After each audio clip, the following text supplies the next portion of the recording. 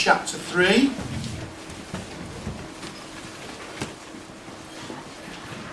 Don't know whether any of you know where Galatia is today. It's modern Turkey. I've been there on holiday. Went to where Paul stood in the Colosseum. That was a great feeling. And a few weeks later, Popsing Sting went to that same stadium and damaged it with all his great big sound equipment, but never mind.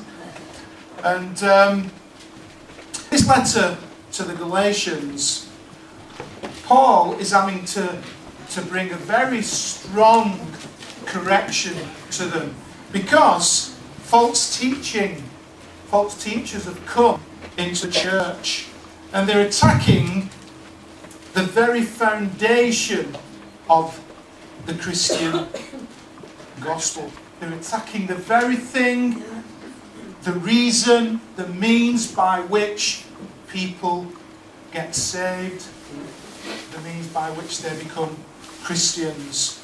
And Paul is having to correct this. And it's asking the question, really. I want to ask you the question tonight. I believe the Lord wants to ask you the question. What do you really rely upon in your life? What do you rely upon for salvation? What do you rely upon? Do you rely on the right thing? There was a man, and he was a great worrier. Every time anybody saw him, his head was down, his mouth was frowning, and he was a great big worrier. And one day, he was walking down the street with a great big beam on his face, and the burden had been lifted. And one of his neighbours came up to him and said, "What's happened to you? I've never seen you with a smile on your face, that worrying frown on your face, it's gone. What's happened to you?" He said, "You're not going to believe what's happened to me. I have hired a man to do my worrying for me. I pay him to do my worrying. I just tell him, give all my worries and problems, and I don't worry about anything." And his neighbour said, "That's brilliant. I could think about doing that. How much do you pay him?" He said, "I pay him £5 million a year." And his neighbour said, "Well, you can't possibly afford that. You're on income support." He says, what are you going to do to pay him?" He said, "That's his worry." Complete deception, that man, wasn't he? Under complete self-deception that he could, that he could rely upon that man. But we can be deceived, even as Christians. We're going to see tonight that we can be deceived. And these Galatian people, these Galatian Christians are being deceived. Julius Caesar, the great Roman general, he described these Galatian people as being fickle. You know what fickle means? It means very easily swayed. Julius Caesar said you can't rely upon these Galatian people at all. 1 minute they're like this, 1 minute they're saying this, the next minute they're saying the opposite. You cannot rely upon them to support you in any way. And it seems that weakness of being swayed in their beliefs had come upon them, that false teachers had come and they'd received what these false teachers were saying about the gospel. Because there's just a wonderful, wonderful foundational principle that we've really got to get hold of in our life. I think God's going to really speak into our hearts this principle tonight.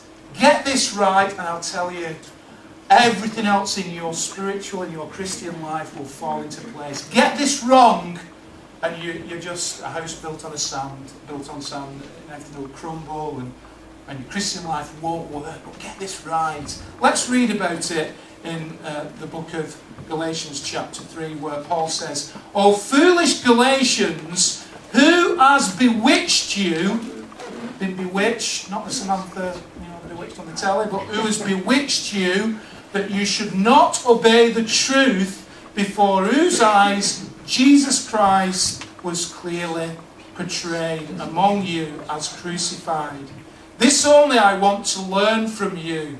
Did you receive the Holy Spirit by the works of the law or by the hearing of faith? You should be answering that question now in your minds. Are you so foolish?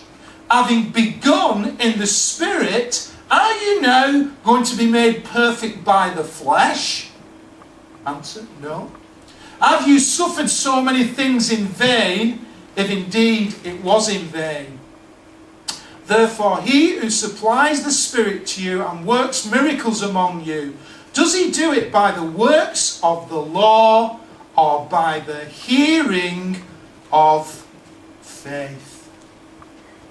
Well, I think we should know the answers to this. Paul asks three great questions, three brilliant questions. And as Christians, we should be asking these three questions. We should know the answer to these three questions. We've got to know the answer if we're going to become strong, mature, settled, rooted, mature Christians, strong in Jesus. We've got to know the answer to these three questions. What are they? The first one is in verse 2.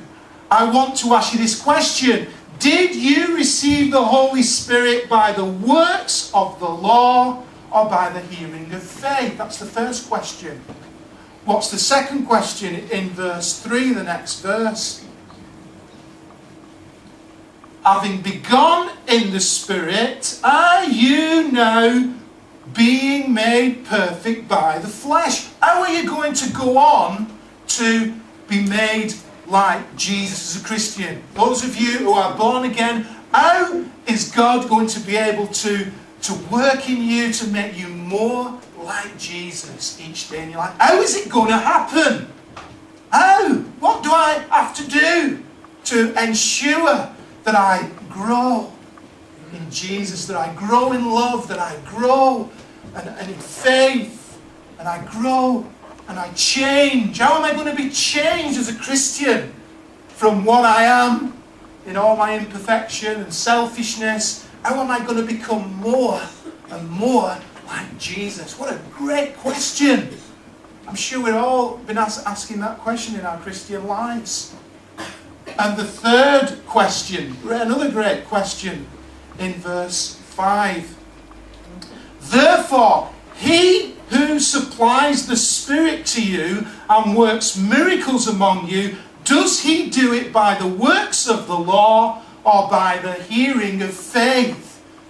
How does God take a man, fill him with his Spirit, and use that man and that woman? How does he flow through that man by his Spirit? How does God do his works upon this earth? He does it through men and women, through you and I, if we let him.